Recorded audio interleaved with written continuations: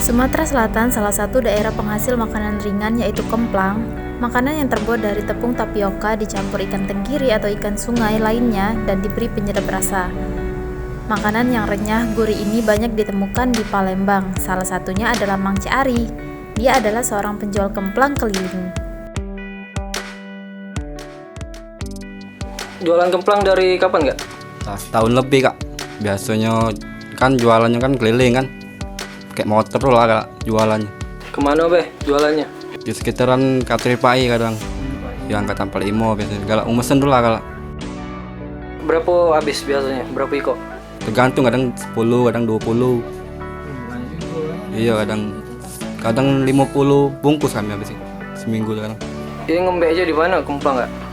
Di jalan Tanggo Tanah Laut. Biasanya jualan tuh Kak jam berapa keluar? Biasanya pagi Kak. Pagi ya? Iya jam 7-an Kak. Sampai jam berapa? Tergantung kemplang habis paling. Oh, pernah sampai malam Kak? Tidak sampai malam. Udah pernah nyampe Iya, malam? paling sore dulu lah. Sore. Jam 2 ambil lagi Kak. Wih. Sampai 10 orang, sampai 15 kadang. Oh dia nih pakai ikan apa lah? Ikan sungai dia nih. Uang berapa lah manggang biasanya? Manggangnya kan 6 palingan. Jualan tuh naik apa Kak? Motor Kak, naik motor jualannya. Motor. Iya.